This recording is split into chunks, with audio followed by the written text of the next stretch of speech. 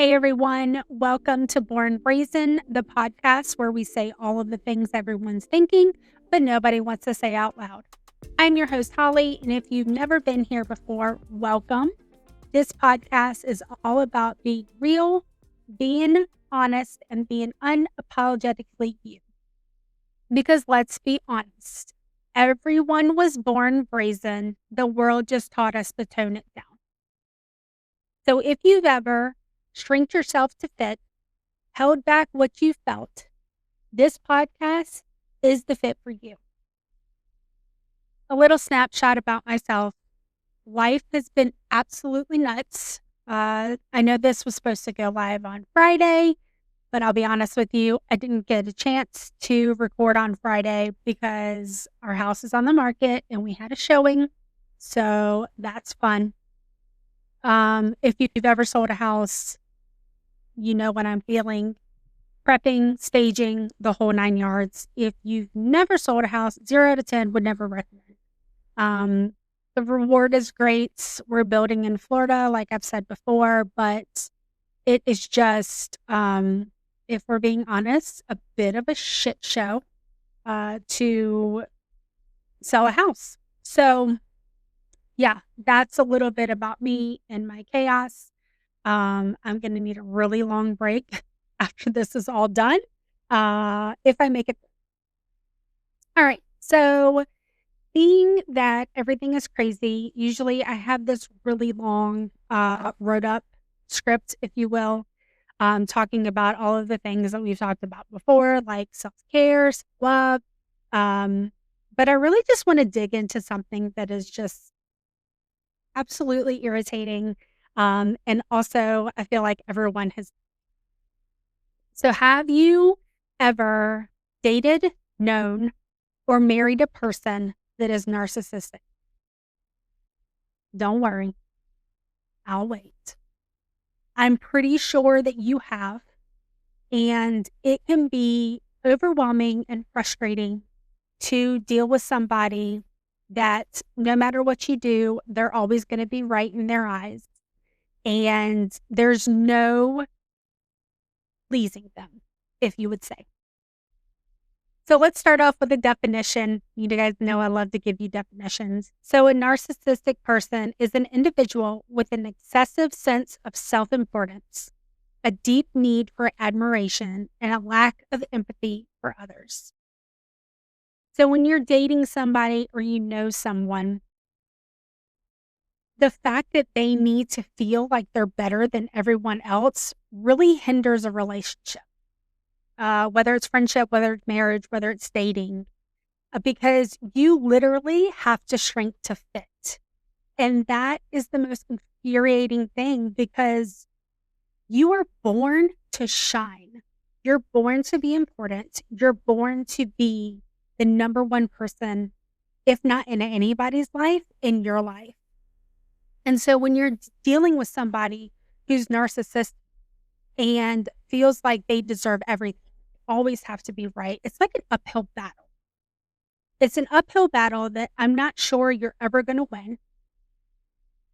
You have to learn how to really cut yourself off from that person. And if you don't, you have to understand it's a really long journey that I'm not sure you're ever going to get over. So I'm not going to give you any tips for this. I'm really just going to go on a rant of how absolutely ridiculous a narcissistic person is, because I feel like we just need to talk about it. So fun fact, there is something called NPD, narcissistic personality disorder. So it's someone that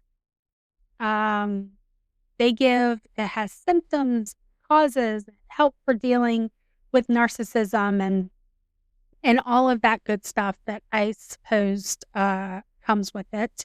It even goes with something that says narcissism is self-obsessed and celebrity-driven culture and seems excessively vain and full of themselves. But I really want to talk about, why is this a personality disorder?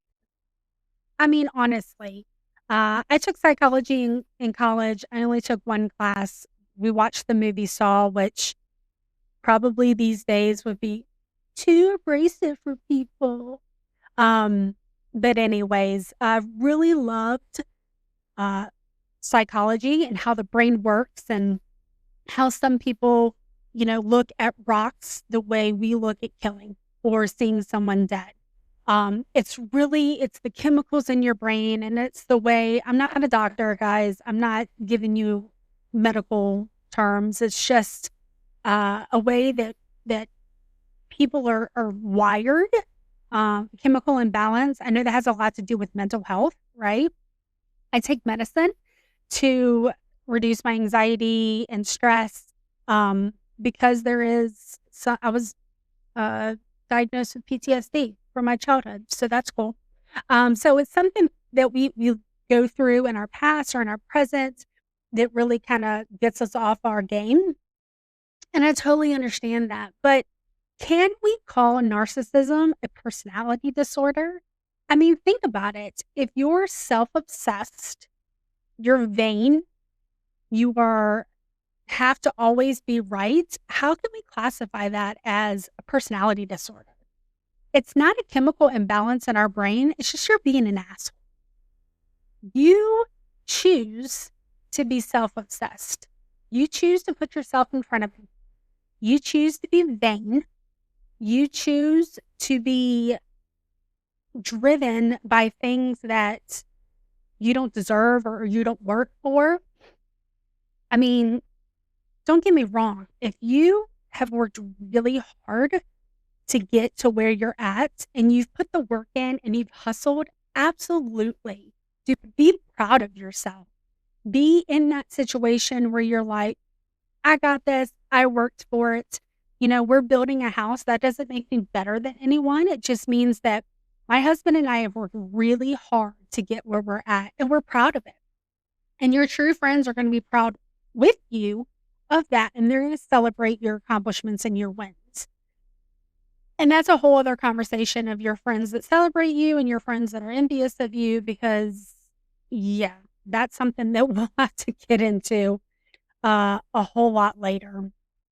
But as we all know, the McDonald triad, if you don't know that, look it up. It's harming animals, it's obsession with fire, and it's also wetting the bed.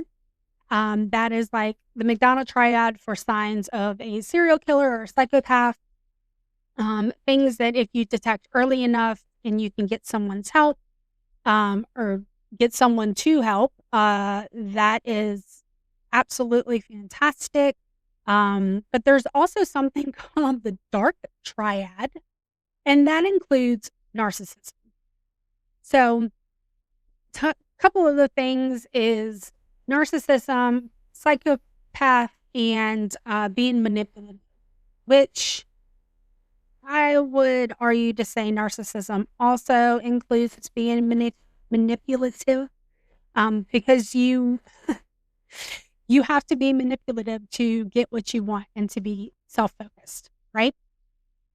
So I think that having this disorder has nothing to do with how you are wired.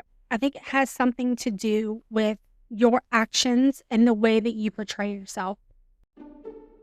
Hey everyone, Holly here. If you are looking for a one-stop shop for custom items through Shopify, podcast, or website design, let Linktree do the work for you. Go to Linktree/BornBrazen to ease your day. Again, that's Linktree/BornBrazen, BornBrazen. You won't be disappointed. That, and you take that. Sensitive subject here, but that's kind of like rape, right? If a girl goes out in a short skirt, whatever, tight shirt, showing off a little too much of her body, would I do that? No. It leaves, in my opinion, little imagination to what's underneath everything. But that doesn't give a man, or vice versa, a woman, to expect that to be theirs and rape someone, because they feel entitled with the way you're dressing to take advantage of you. And that would be narcissism in my eyes. So on the flip side of that, we have serial killers that are narcissistic or have those traits. So Dennis Rader, the BTK killer, he had a sense of importance.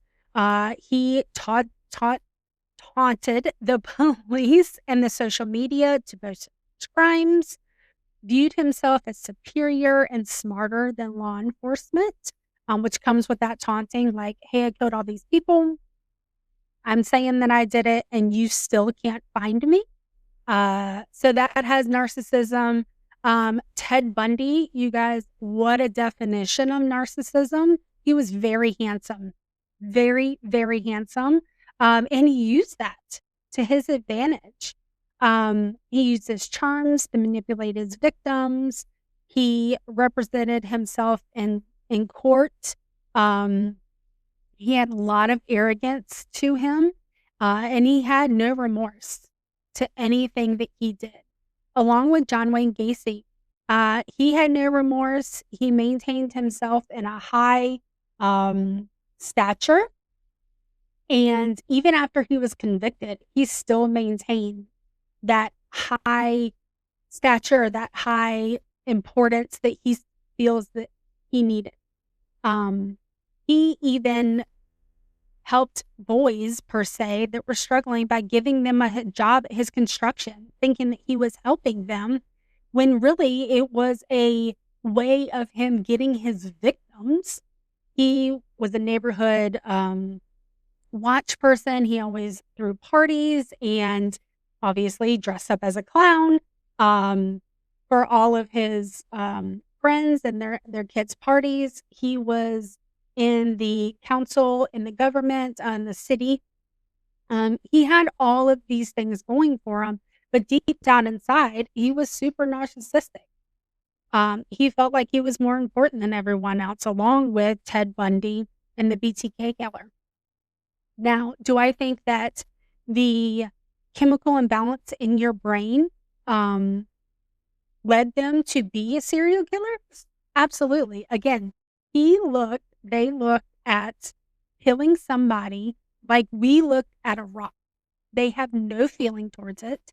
They have no remorse. They have no human instinct to say, this is wrong. I shouldn't be doing this. Or they know it's wrong and they still do it, which is a lack of human nature. Yes. So, but along with that, I don't think narcissism is part of that. I think it is a trait of that. To put yourself on a pedestal that's above everyone else. Look, guys, I say it all over again. If you are narcissistic, if you think you are better than me, I am the first person that's going to bring you down. You are never better than me. We may be on the same level, but at the end of the day, we put our pants on the same exact way. We can die just like anyone else. So if you think you're better than me, newsflash, you're not. We are on the same level. I'm not above anybody. I'm not below anybody. Everybody has their struggles. Everybody has their issues that they go through. One of my biggest pet peeves is on these reality TV shows where everybody's got to have a sob story. But it's good to bring in an audience because everybody loves a sob story. But at the end of the day, everybody's got issues. Everybody has been through something that could have a sob story. What's not, I guess, sad for one person, could be super sad. Your feelings don't have to be at a certain level and agree with everybody else for it to be happy or sad. So everybody's got a sob story. I could sit here and tell you that my childhood was a total shit show. My dad was an alcoholic. My mom abused drugs, prescription drugs, hard drugs, marijuana, just anything that she could get her hands on, which eventually took her life. I could tell you all of these things and give you this huge sob story about how my childhood went. But at the end of the day, I'm trying to tell you that to one up your sob story. So if you know somebody that does that, it's a good possibility they have some narcissism in them. If you know somebody that you tell a story and somebody else always had to one up that, oh, well, you went there, but I climbed Mount Everest. Good fucking you. Gives a shit. I thought this was great. I completed it. Give your props, give your kudos, move on. I think it's something that is just super, super passionate to me, bugs the shit out of me, don't like it. And I just want to get everybody's thoughts with this too. Like, do you know somebody that's narcissistic? Have you ever dated or married somebody? What are your feelings on it? It could be that you feel it's not that big of a deal. And for some, hey, I look within you. Self-reflect and see if that you have some of those tendencies. I'm not calling you narcissistic. I'm not saying that you have narcissistic personality disorder whatsoever. Not medical, not a counselor, not psychiatry. I can't diagnose you with anything. I'm just saying that the way sometimes people come off is taken a different way, right? So you think you're being sweet, you think you're being, great and telling a story. And some people may think that's a little rough. And again, be brazen, right? I'm all for it. I'm all for standing up for yourself. I'm all for saying that thing that everyone's thinking that nobody wants to say, whether it's politics, whether it's religion, whether it's everyday life. Hey, I'm all for it. But when it comes down to being an asshole, and that's what narcissism is just being a total asshole, I'm not okay with that, right? We have enough evil, hate, nastiness in this world that we live in. We don't need your help, right? We can make this world a better place. And you acting that way, anyone acting that way, is actually completely reversing the efforts that we're trying to make in being a better place and being a better people. Because, fun fact, not one president, not one seat on the Senate chair, not anybody in this world is going to make this world better than you and me. So if you are sitting around waiting for Biden or Trump or whoever to make everything great, you're sadly mistaken, and you're going to be waiting a really long time for that to happen. You and me have to make this place a better world to live in. Narcissism's got to go away. I know it never will, but maybe if we cut ourselves off from that, we can force that habit to, I don't know, possibly go away or self-reflect and say, maybe I should stop doing that. Do I feel that I should be better than everybody? Do I put myself on a pedestal? Whatever it takes to self-evaluate and think, maybe I should be a better person. That would help greatly and not set us back a little bit from all of the terrible things that we do as humans. So with that being said, I know this was a bit of a short episode. I just felt really passionate about it, if you couldn't tell. If you know somebody who's narcissistic, just know there's a very low possibility that you are going to win against them. They are going to climb this mountain that is at a 90-degree angle. And if you're trying to catch up with them, it's probably not going to. Make sure that you self-reflect, see the way that you are handling yourself, that you're portraying yourself to be. Try to be a better person. If you're married to a narcissistic person, they're doing all of these things like cheating or, spending all your money or whatever. Just realize a lot of people don't change. The fact that they're probably going to be that same person is very real. They also, they have a lack of remorse for you as a person. It shows that they don't care about you. You're cheating. No, I'm not. I'm just hanging out with this guy and having sex every couple of dates. It's not cheating. It's just exploring my options. Oh, that guy that I hang out with, that lady that I hang out with late at nights and sorry I can't go on a date because I'm hanging out with this person. That's narcissism. They have no remorse. They have no regard for how you feel. They probably look like they're not doing anything. They feel like they're not doing anything. They're put themselves on a pedestal. Like, I'm above that. I would never do that. But newsflash, you're probably doing it. So give me your feedback, guys. Tell me what you think. Do you know somebody that's narcissistic? Are you married or in a relationship with them? Just give me some feedback on what you think about narcissism. Maybe you think that I'm totally nuts. And it is a personality disorder. I don't know. Again, in my opinion, I don't feel like it is. If we put a label on it, if we put a name on it, it makes people feel better about being it and an excuse to be that way. Like, well, I have a personality disorder, so it's okay. You just have to deal with it. I don't feel that way. But if you do, let me know. Any other things you'd care to tell me, I'd love to hear it. So if you're watching on Spotify or listening on Spotify, hit that like button, hit that follow button. If you're on YouTube, again, comment, hit that follow button, hit that notification button so you can get all the notifications when a episode comes out. I promise you guys, actually, I lie. I won't promise you that I'm not going to be late with my episodes till about August. Again, the move is crazy and life is unpredictable right now. So I can't promise you that I will be on time on Fridays or that I won't move my date.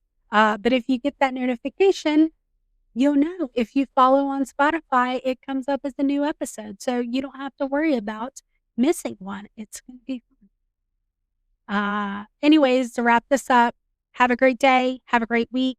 Stay positive. Stay brazen. Catch y'all guys later.